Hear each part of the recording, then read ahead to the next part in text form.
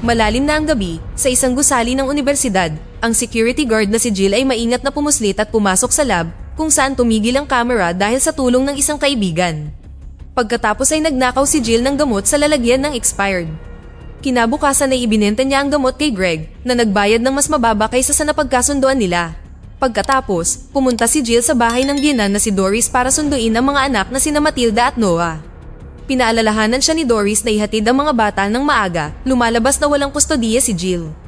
Habang nasa sasakyan, sinubukan ni Jill na makipagbonding sa mga bata at nagtanong sa kanila. Masayang sumagot si Matilda ngunit hindi masyadong nagsasalita si Noah. Habang huminto sa paggana ang radyo ng kotse, nawalan ng kontrol ang isa pang sasakyan sa kalye at kinailangan itong iwasan ni Jill. Gayunpaman, dumating ang pangalawang kotse at bumangga sa kanila, gumulong pababa sa burol at papunta sa lawa. Nagsisimula ng punuin ng tubig ang sasakyan habang inaalis ni Jill ang kanyang mga anak sa mga seatbelt para makatakas sila sa bintana. Nang subukan niyang sumunod, itinulak siya ng tubig pababa na nagpapahirap sa paglangoy. Sa kabutihang palad, nagawa niyang lumitaw muli at natagpuan si Noah sa tabi niya, ngunit si Matilda ay nasa pampang na binubuhay muli ng dalawang pulis. Ibinahagi nila na nawalan ng kuryente ang buong lungsod at sinabihan si Jill na pumunta sa ospital dahil meron siyang sugat sa kanyang noo. Sa ospital, nagulat ang pamilya nang makakita ng mas maraming sugatan kaysa karaniwan. Pinag-uusapan ng ilang lalaki kung ano ang nangyari at iniisip na ito ay pag-atake ng terorista dahil ang normal na pagkawala ng kuryente ay hindi makakaapekto sa mga sasakyan. Dahil maliit ang pinsala ni Jill, mas nakatuon ang mga doktor sa pinakamalalang biktima, kaya siya na lang ang gumamot sa sarili. Isang babae ang nagsimulang sumigaw tungkol sa himala at tumakbo si Jill sa silid na iyon upang matuklasan na ang lahat ng mga pasyente ng coma ay nagising na. Pagkatapos, bumalik sila kay Doris na nagsabi sa kanila na ang mga telepono ay hindi rin gumagana at ang mga tindahan ay hindi tumatanggap ng mga credit card. Sa kasamaang palad, ang lahat ng pera ni Jill ay nasa lawa na ngayon. Dahil sa sitwasyon, hinayaan ni Doris si Jill na magpalipas ng gabi sa kanyang bahay. Nang gabing iyon ay hindi makatulog si Jill kaya pumunta siya sa sala para tingnan ang larawan ng mga anak at ng yumaong asawa. Sumama sa kanya si Doris dahil hindi rin siya makatulog at pinag-usapan nila ang mga gamot sa pagtulog. Hindi umiinom nito si Jill dahil siya ay nagpapagaling sa pagkagumon at sinabi ni Doris na hindi ito nakakatulong sa kanya. Pagkatapos suriin si Matilda na natutulog, nakita ni Jill si Noah na gising din. Tinitingnan nila ang mga shooting star para lang mapagtanto ng mga satellite ito. Habang papunta sa trabaho, napansin ni Jill na walang sino man sa bayan ang makatulog kaya sinubukan nilang panatilihing abala ang mga sarili sa pamamagitan ng pagtambay sa mga lansangan. Nakasalubong niya si Greg na gustong bumili ng mas maraming gamot at handang magbayad ng doble. Ang bawat isa ay umiinom ng kahit ano upang lutasin ng insomnia at desperado siyang magbenta, kaya sinabi niyang titingnan niya kung may makukuha siya mamaya. Nang sa wakas ay nakarating na siya sa unibersidad, wala siyang nakitang tao sa paligid. Sa umaga pagkatapos ng trabaho, pumasok si Jill sa lab para kunin ang expired na gamot at biglang pinalibutan ng mga armadong sundalo. Sinabi ni Jill sa kanila na siya ay dating corporal upang mapaatras sila. Pagkatapos ay pumasok si Dr. Murphy at nadismaya nang makitang nagnanakaw ng gamot si Jill, ngunit ayaw niyang marinig ang kanyang mga dahilan. Ipinaliwanag ng pangkat ni Murphy at ng mga sundalo na nagsaset up sila ng research hub dahil simula nang mawalan ng kuryente kahapon, walang nakatulog. Sinabi ni Murphy kay Jill na maaari siyang sumali sa kanila, ngunit tinanggihan ni Jill ang alok. Bago umalis, ibinigay ni Murphy kay Brian ang address ng research hub at hiniling sa kanya na dalhin ang kanyang pamilya. Sinabi ni Brian kay Jill na dapat ay tinanggap niya ang alok at ipinaliwanag kung paano makakaapekto sa lahat ang kakulangan ng tulog. Di magtatagal ay makakaranas sila ng mga halusinasyon at problema sa paggalaw, at sa huli, titigil ang kanilang mga puso. Isang babae lang ang nakakatulog sa ngayon at dinala siya sa research hub para pag-aralan kung bakit siya namumukod-tangi. Binanggit ni Jill na natutulog si Matilda nang siya ay umalis at iniisip ni Brian kung siya ay maaaring patay na. Nag-aalala, nagmamadaling bumalik si Jill sa bahay ni Doris ngunit natagpuan lamang niya si Noah na nagsabi sa kanya na dinala ni Doris si Matilda sa simbahan. Kumuha ng mga bagay si Jill at sinabi kay Noah na susunduin nila ang kanyang kapatid, ngunit nang sila ay aalis, hinarang sila ni Brian. Gusto niyang dalhin si Matilda sa hub para pag-aralan din siya ngunit tumanggi si Jill. Naglakad sila ni Noah sa bayan habang sinusundan sila ni Brian. Nagsisimula ng masiraan ng bait ang mga tao at nagiging marahas na naging dahilan upang sirain nila ang mga bagay at makipag-away. Nakahanap sila ng katawan sa likod ng basurahan at nagulat si Jill nang makitang ito ang sheriff. Nang tanungin ni Noah kung ano ang nangyayari, ipinaliwanag ni Jill na ang kawalan ng tulog ay sumisira sa isip ng tao. Samantala, ipinakilala ni Doris si Matilda sa pastor na naghikayat sa kanya na matulog upang siya ay maging tanda ng pag-asa para sa mga may insomnia. Sa sandaling nakatulog siya, sinabi ng pastor sa mga tagasunod na mayroon silang himala at sa lalong madaling panahon ng enerhiya na iyon ay kakalat. Gayunpaman, nang magising si Matilda at sinubukan siyang ilabas ni Doris, nagsimulang magtanong ang mga tao kung kailan din niya sila tutulungang makatulog at isinaalang-alang pa ang pagsasakripisyo sa kanya tulad ng pagsasakripisyo ng Diyos kay Jesus para iligtas sila. Habang sinusubukan ng pastor na pakalmahin ang lahat, dumating ang tatlo at naghanda ang isang pulis sa pagbaril, kaya muli, kinailangang pabalikin ng pastor ang lahat sa kanilang mga upuan. Gustong ilayo ni Jill si Matilda ngunit ayaw ng mga tao na umalis ang bata at pinaalalahanan siya ng isang babae na legal siyang nasa pangangalaga ni Doris. Nang malapit nang maging tensyonado muli ang mga bagay, ipinaalala ni Brian sa lahat na ang kakulangan ng tulog ay sumisira sa kanilang mga personalidad at sinabi sa kanila ang tungkol sa research hub na nangangako na malulutas ito ng mga siyentipiko. Tumanggi ang pastor na papuntahin si Matilda sa lab dahil pag-eeksperimentuhan siya at nagbanta si Brian na babalik kasama ang hukbo, kaya binaril siya ng pulis. Habang natataranta ang mga tao, dinala ni Doris si Matilda sa likod ng pinto at sinundan sila ng mga tao. Naghanap sila sa iba pang mga silid sa simbahan at nagkunwari si Doris na naglaho si Matilda. Matapos sabihin kay Noah na makipagkita sa kanya sa kagubatan, natagpuan ni Jill ang kanyang anak na nagtatago sa itaas. Kinailangan nilang maingat na pumuslit dahil nagbabanta ang pulis na babarilin ng pastor kung hindi niya ibibigay ang bata. Sa kapilya, gulat na gulat pa rin si Noah sa katawan ni Brian. Tiningnan niya ang bulsa nito at nakita ang address ng hub. Bigla siyang nakarinig ng mga putok ng baril at hiyawan, kaya tumakbo siya sa kagubatan upang muling makasama ang kanyang pamilya. Tumakbo sila ng mabilis hanggat kaya nila hanggang sa nakapagtago sila sa isang parking lot. Sinabi ni Noah na dapat nilang dalhin si Matilda sa hub upang makakuha ng lunas at muling tumanggi si Jill, ngunit nagbago ang isip niya nang sabihin ni Noah na kapag namatay ang lahat ay mag-iisa si Matilda sa mundo.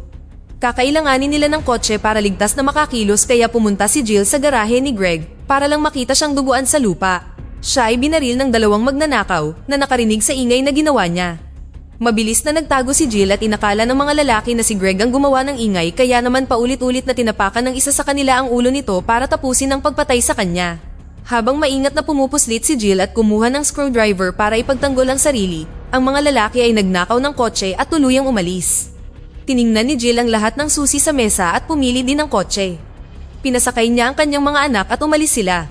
Habang nasa biyahe, nakatulog si Matilda. Sa gabi ay natagpuan nila ang mga magnanakaw na patay sa kalsada at ang mga ninakaw na sasakyan ay bumangga.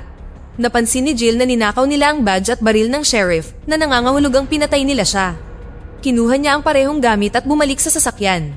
Nang maglaon, nang huminto sila upang magpahinga, sinabi ni Jill kay Noah na binaril ng mga tao ni Murphy ang mga magnanakaw. Si Murphy ay nagtatrabaho bilang psychiatrist sa hukbo at sa panahon ng digmaan, gumagamit siya ng mga hindi makatarungan na pamamaraan upang pahirapan at patayin ng mga tao, kabilang ang kawalan ng tulog. Si Murphy ang tumulong kay Jill na makakuha ng trabaho matapos siyang patalsikin dahil sa pagkagumon. Naiintindihan ni Noah ang mga alalahanin ng kanyang ina ngunit gusto pa ring dalhin si Matilda sa hub. Kinabukasan ay nakakita sila ng isang grupo ng mga taong walang damit na nakaharang sa kalsada. Tumabi sila para makadaan sila at tinitigan si Matilda sa backseat. Ilang sandali pa ay nakarating sila sa walang laman na bayan at huminto sa silid-aklatan upang maghanap ng mapa.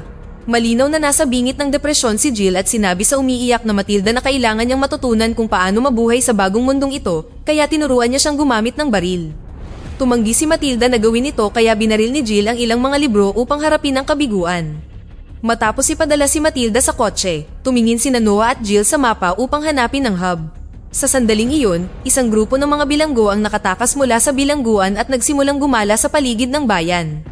Nakita sila ni Jill sa bintana at tumakbo palabas, ngunit may nagnakaw na ng kanyang sasakyan kasama si Matilda na natutulog sa backseat.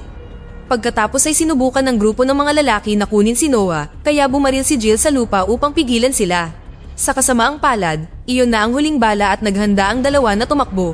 Gayunpaman, bumalik ang kanilang sasakyan at sinabihan sila ni Dodge na pumasok. Habang paalis sila ng bayan, tinutukan ni Jill ng baril si Dodge at sinubukan siyang tanungin. Nagambala sila at muntik ng bumangga, ngunit binalaan sila ni Noah sa tamang oras. Biglang pinahinto ni Dodge ang sasakyan at ginamit ang pagkakataong kunin ng baril mula kay Jill na nagsabi sa kanya na walang mga bala.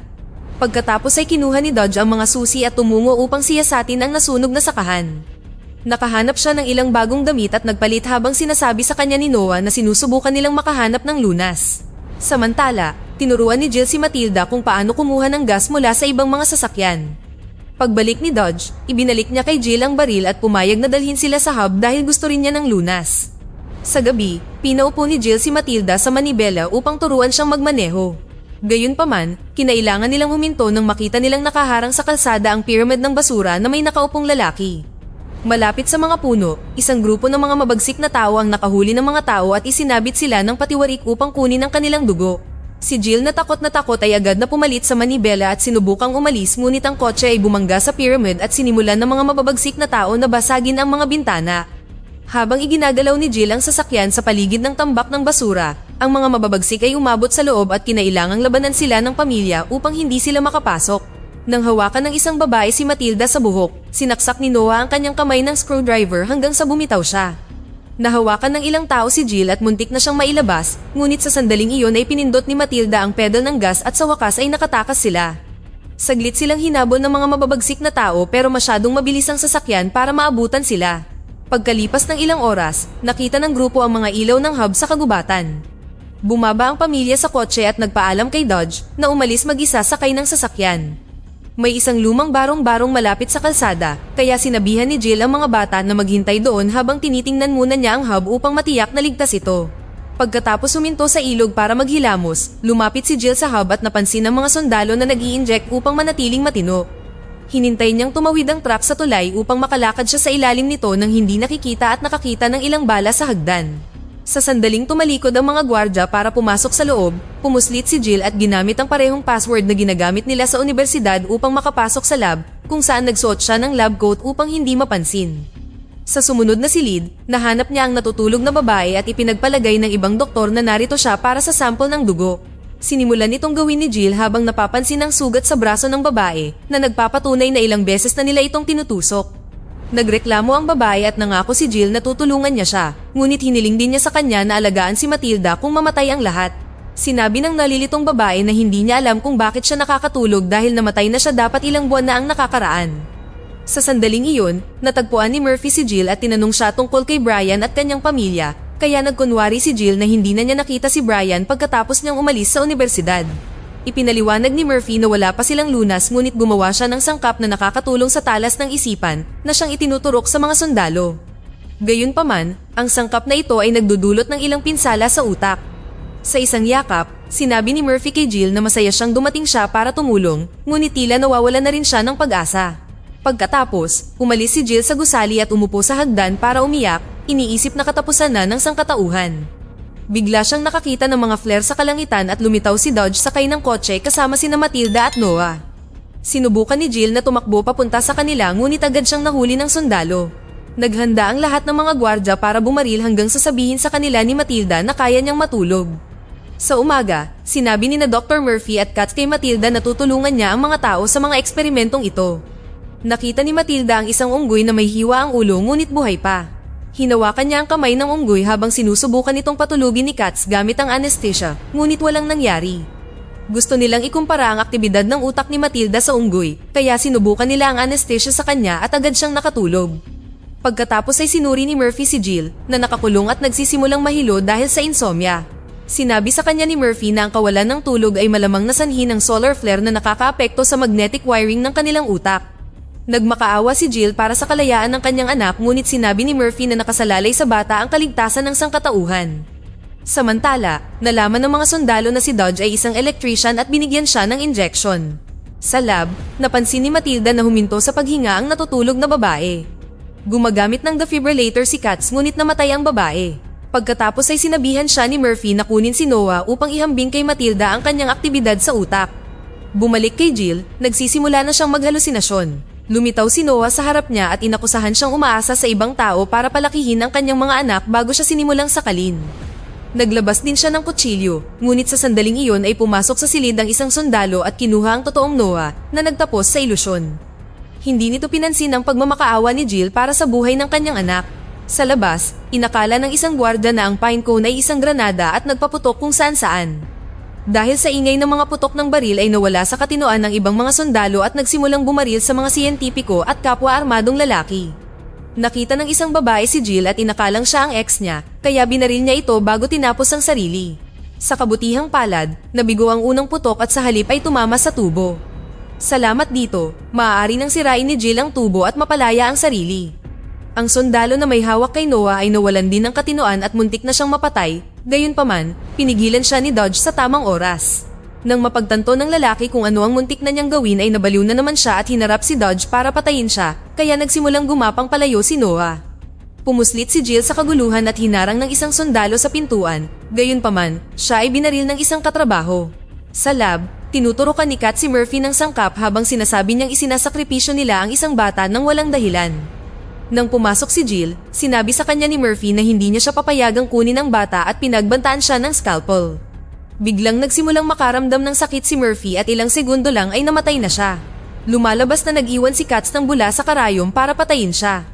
Pinalaya ni Jill si Matilda at tumakbo sila para hanapin si Noah, ngunit kinailangan nilang magtago nang lumitaw ang mas maraming sundalo na bumabaril sa isa't isa.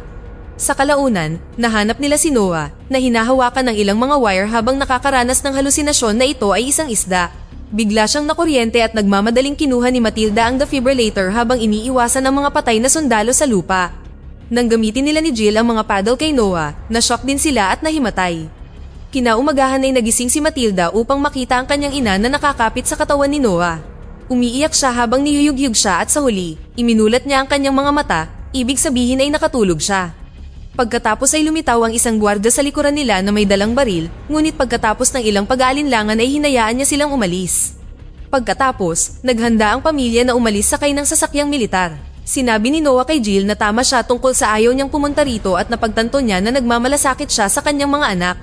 Samantala, tinitigan ni Matilda ang defibrillator at napagtanto ang isang bagay. Tumigil ang puso ni Noah na nangangahulugang namatay siya at bumalik siya salamat sa shock. Pagkatapos ay nagawa niyang makatulog ulit. Sa palagay niya ay namatay siya sa lawa at binuhay siya ng mga pulis kaya nakakatulog din siya. Napagpasyahan ni Matilda na para mawala ang insomnia, dapat i-reset ang kanilang buhay. Dahil halos hindi na gumagana si Jill, dinala siya ng mga bata sa lawa at itinulak siya pababa sa tubig hanggang sa mamatay siya. Pagkatapos ay binigyan nila siya ng CPR at binuhay muli. Dito na nagtatapos ang ating kwento. Sana ay nagustuhan nyo. Mag-subscribe na kung hindi ka pa nakasubscribe, pindutin na rin ang notification bell at like button upang matulungan ang channel at mag-iwan na rin ng komento. Maraming salamat sa panonood.